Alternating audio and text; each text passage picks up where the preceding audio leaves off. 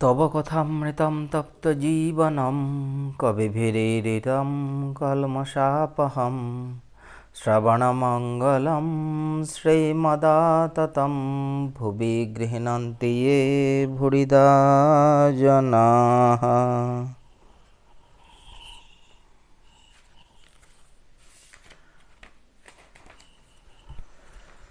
তোমার কথামৃত তাপদগ্ধ জনগণের জীবনস্বরূপ মুনিগণ কর্তৃক কীর্তিত পাপসমূহের বিনাশক, শ্রবণমাত্রই মঙ্গলপ্রদ ও সকল সম্পদের আকর। ইহা যিনি বিস্তৃত রূপে কীর্তন করেন, জগতে তিনিই সর্বশ্রেষ্ঠ দাতা। আগের দিন আমরা দেখেছি ঠাকুর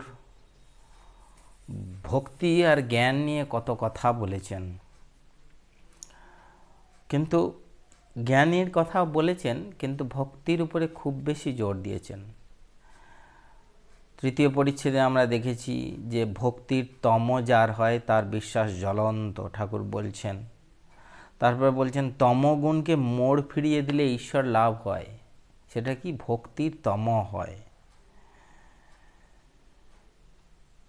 যেন ডাকাতি করে ধন কেড়ে লওয়া, মারো কাটো বাঁধো, এইরূপ। ঈশ্বরের কাছে সেরূপ ভক্ত জোর করে খুব, ডাকাত পড়া ভাব। বলছে আমি তাঁর নাম করেছি, আমার আবার পাপ, আমি তাঁর ছেলে, তাঁর ঐশ্বর্যের অধিকারী, এই রকম রোগ চাই। তারপরে বৈদ্যের উদাহরণ দিয়েছেন, 3 প্রকার বৈদ্য, ওই রকম আচার্য 3 প্রকার হয়। তারপরে হচ্ছে যে এইখানে চতুর্থ পরিচ্ছেদে সুন্দর বলেছেন, ব্রহ্মের স্বরূপ মুখে বলা যায় না। এবারে বলছে বিচার করে জ্ঞানীর বোধ হয় আমি মিথ্যা, জগত মিথ্যা, স্বপ্নবৎ। জ্ঞানী ব্রহ্মকে বোধে বোধ করে, তিনি যে কি মুখে বলতে পারে না। কীরকম জানো? যেন সচ্চিদানন্দ সমুদ্র কুল কিনারায় নাই, ভক্তি হিমে স্থানে স্থানে জল বরফ হয়ে যায়, বরফ আকারে জমাট বাঁধে। ভক্তের কাছে তিনি ব্যক্তভাবে কখনো কখনো সাকার রূপ ধরে থাকেন, ওই যেন বরফ। তারপরে আবার জ্ঞান সূর্য উঠলে বরফ গলে যায়। ঈশ্বরকে ব্যক্তি বলে তখন আর বোধ হয় না। যখন জ্ঞান সূর্য উঠে বরফ গলে গেল, তখন ঈশ্বরকে ব্যক্তি বলে বোধ হয় না। কারণ কি না, তখন নিজের আমিত্বকেই খুঁজে পায় না, তখন তো জ্ঞানী হয়ে গেছে।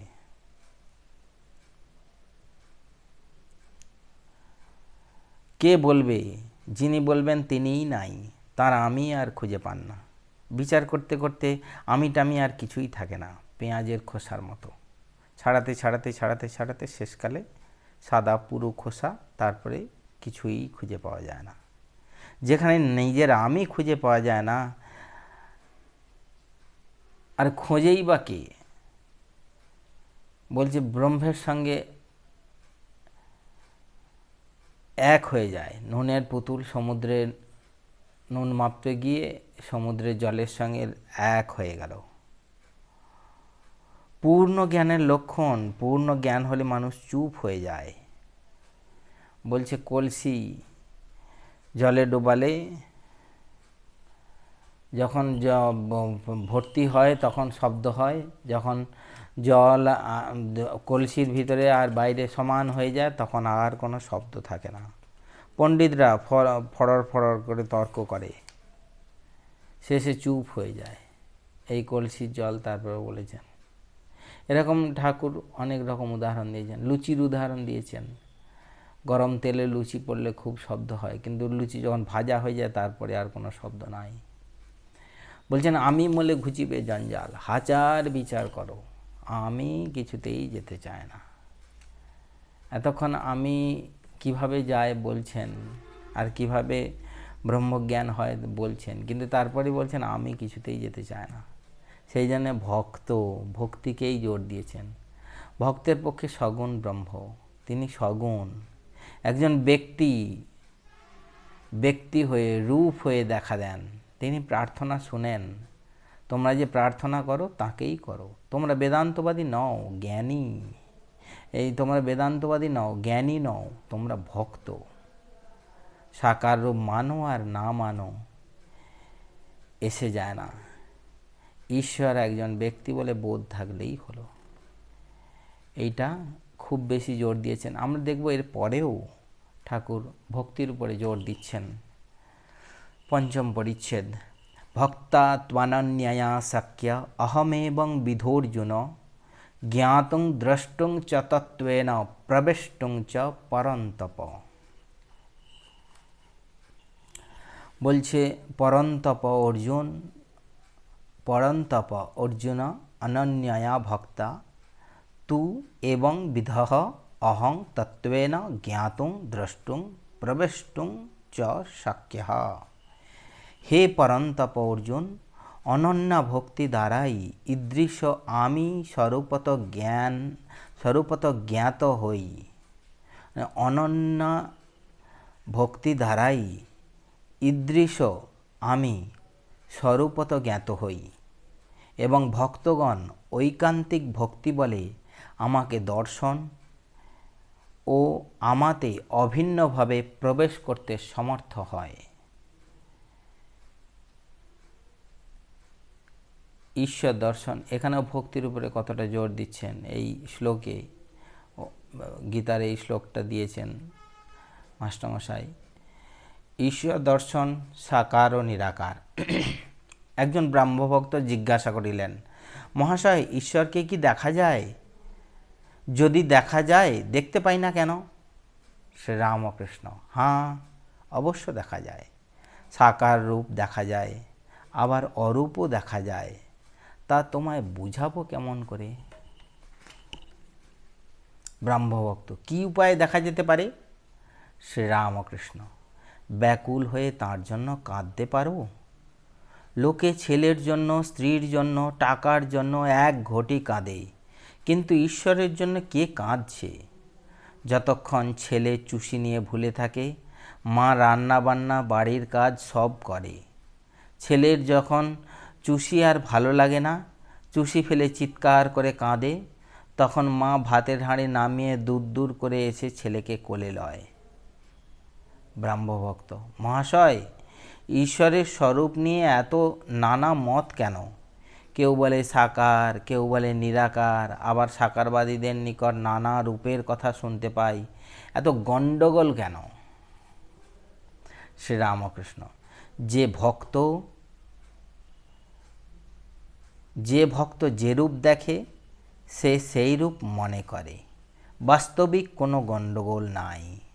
তাকে কোনো রকমে যদি একবার লাভ করতে পারা যায়, তাহলে তিনি সব বুঝিয়ে দেন। সে পাড়াতেই গেলে না, সব খবর পাবে কেমন করে? একটা গল্প শোনো। একজন বাহ্যে গিয়েছিল। সে দেখলে যে গাছের উপর একটি জানোয়ার রয়েছে। সে এসে আরেকজনকে বললে, দেখো, অমুক গাছে একটি সুন্দর লাল রঙের জানোয়ার দেখে এলাম। লোকটি উত্তর করলে, আমি যখন বাহ্যে গিয়েছিলাম আমিও দেখেছি, তা সে লাল রং হতে যাবে কেন? সে যে সবুজ রং। আরেকজন বললে, না না, আমি দেখেছি হলদে। এইরূপে আরও কেউ বললে, না, জর্দা, বেগুনি, নীল ইত্যাদি। শেষে ঝগড়া। তখন তারা গাছতলায় গিয়ে দেখে একজন লোক বসে আছে। তাকে জিজ্ঞাসা করাতে সে বললে, আমি এই গাছতলায় থাকি, আমি সে জানোয়ারটিকে বেশ জানি। তোমরা যা যা বলছো সব সত্য। সে কখনো লাল, কখনো সবুজ, কখনো হলদে, কখনো নীল, আরও সব কত কি হয় বহুরূপী। আবার কখনো দেখি কোনো রং নাই, কখনো সগুণ, কখনো নির্গুণ। অর্থাৎ যে ব্যক্তি সদা সর্বদা ঈশ্বর চিন্তা করে, সেই জানতে পারে তাঁর স্বরূপ কি। অর্থাৎ যে ব্যক্তি সদা সর্বদা ঈশ্বর চিন্তা করে, সেই জানতে পারে তাঁর স্বরূপ কি। সে ব্যক্তিই জানে যে তিনি নানা রূপে দেখা দেন, নানাভাবে দেখা দেন। তিনি সগুণ, আবার তিনি নির্গুণ। যে গাছতলায় থাকে সেই জানে যে বহুরূপীর নানা রং, আবার কখনো কখনো কোনো রঙই থাকে না। অন্য লোক কেবল তর্ক ঝগড়া করে কষ্ট পায়। কবির বলতো, নিরাকার আমার বাপ, সাকার আমার মা। ভক্ত যে রূপটি ভালোবাসে সেই রূপে তিনি দেখা দেন। তিনি যে ভক্তবৎসল। পুরাণে আছে, বীর ভক্ত হনুমানের জন্য তিনি রাম রূপ ধরেছিলেন।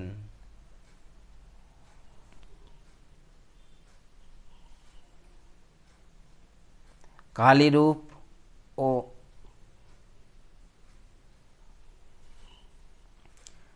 শ্যামা রূপের ব্যাখ্যা অনন্তকে জানা যায় না। বেদান্ত বিচারের কাছে রূপটুপ উড়ে যায়। সে বিচারের শেষ সিদ্ধান্ত এই, ব্রহ্ম সত্য আর নাম রূপযুক্ত জগৎ মিথ্যা।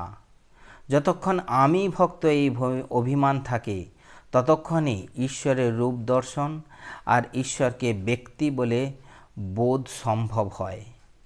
বিচারের চক্ষে দেখলে ভক্তের আমি অভিমান ভক্তকে একটু দূরে রেখেছে।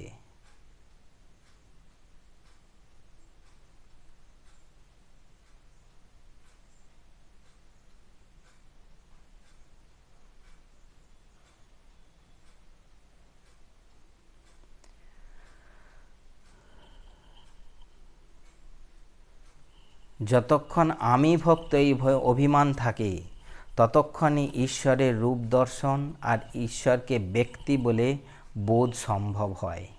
বিচারের চক্ষে দেখলে ভক্তের আমি অভিমান ভক্তকে একটু দূরে রেখেছে, তার মানে তার সঙ্গে এক হয়ে যেতে দেয়নি। মানে ঠাকুর যে বলছেন লুনের পুতুল সমুদ্রে জল মাপতে গিয়ে এক হয়ে গেল, সেই জিনিসটা এক হয়ে যায়নি এই জন্যই যে তার এই আমি অভিমান থেকে যায় যখন সে ভক্ত হয়। কালীরূপ কি, শ্যামারূপ 14 পোয়া কেন?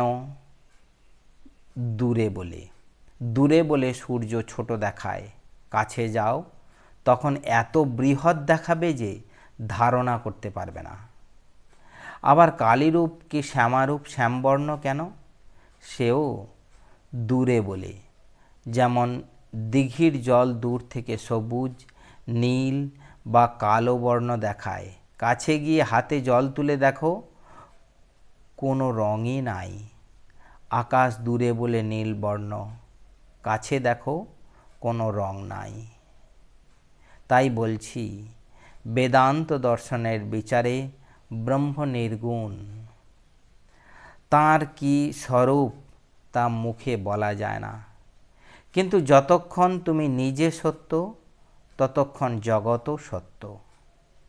ঈশ্বরের নাম রূপ সত্য, ঈশ্বরকে ব্যক্তিবোধ সত্য। এটা কতখানি একটা বলেছেন যে এদিকে বলছেন বেদান্ত দর্শনের বিচারে ব্রহ্ম নির্গুণ, তাঁর কি স্বরূপ তা মুখে বলা যায় না। আবার বলছেন যতক্ষণ তুমি নিজে সত্য, ততক্ষণ জগৎও সত্য। আবার অন্য জায়গায় বলেছেন ব্রহ্ম সত্য জগৎ মিথ্যা। এখানে বলছেন যতক্ষণ তুমি নিজে সত্য, ততক্ষণ জগৎও সত্য। ঈশ্বরের নাম রূপও সত্য, ঈশ্বরকে ব্যক্তিবোধও সত্য। আর যখন তোমার তার মানে আমি লোপ হয়ে যায়, যখন তুমি তার সঙ্গে একীভূত হয়ে যাও, তখন আর কিছুই থাকে না, শুধু ব্রহ্ম সত্য। তখন জগৎ মিথ্যা। তখন আমিকে খুঁজে পায় না। কে খুঁজবে? ওই লোনের পুতুল জল মাপতে যে এক হয়ে গেছিল, খুঁজবারই কেউ নেই। তারপরে বলছে ভক্তি পথ তোমাদের পথ, এ খুব ভালো, এ সহজ পথ। অনন্ত ঈশ্বরকে কি জানা যায়? আর তাকে জানবারই বা কি দরকার? এই দুর্লভ মানুষ জনম পেয়ে আমার দরকার তাঁর পাদ পদ্মে যেন ভক্তি হয়। এই আবার ভক্তিযোগের উপরে জোর দিয়ে এই পরিচ্ছেদের শেষকালে এসেছেন। যদি আমার এক ঘটি জলে তৃষ্ণা যায়, পুকুরে কত জল আছে এ মাপবার আমার কি দরকার। আমি আধ বোতল মদে মাতাল হয়ে যাই, সুঁড়ির দোকানে কত মন মদ আছে এ হিসাবে আমার কি দরকার। অনন্তকে জানার দরকারই বা কি। ঠাকুর এবার ভক্তির উপর জোর দিয়ে ওই দিকটাকে আর একটু সামনে এনে দিচ্ছেন আমাদের কাছে, যে ওইটা অনেক দূরের ব্যাপার, সেই জন্যে যেটা কাছের সেইটাই আমাদেরকে ধরতে বলছেন। যে ভক্তিপথ সহজ পথ, এ খুব ভালো। অনন্তকে জানার কোনো দরকার নাই, কারণ আমাদের যত ক্ষমতা সেইটাতে আমরা ভক্তিকেই ভালো করে ধরতে পারি, বা ঈশ্বরকে ব্যক্তিরূপেই আমরা পুজো করতে পারি। আমাদের অনন্তের উপাসনা করার কোনো দরকার নাই, কারণ আমাদের ওই আমরা এক বোতল মদে মাতাল হয়ে যাই, এই আধ বোতল মদেই মাতাল হয়ে যাই। সুঁড়ির দোকানে কত মন মদ আছে আমাদের কোনো দরকার নাই। এক ঘটি জলে তৃষ্ণা হয়ে যায়, পুকুরে কত জল আছে কি দরকার। বলছে পিঁপড়ে চিনির পাহাড়ের কাছে এসেছিল, এক দানা মুখে করে দুদানা মুখে করে নিয়ে যাচ্ছে, আর ভাবছে এর পরের বারে এসে পুরো পাহাড়টাকে নিয়ে চলে যাব। সেরকম আমাদের কোনো দরকার নেই। আমরা ভক্ত হিসেবে ভগবানকে ব্যক্তিরূপে পুজো করি, তাকে ভালোবাসি, এটাই ঠাকুর বলছেন। ভক্তরূপে ঠাকুরকে, মাকে, স্বামীজিকে ভালোবাসা, এটাই আমাদের লাস্ট, এটাই আমাদের লক্ষ্য হওয়া উচিত। ওম শান্তি শান্তি শান্তি।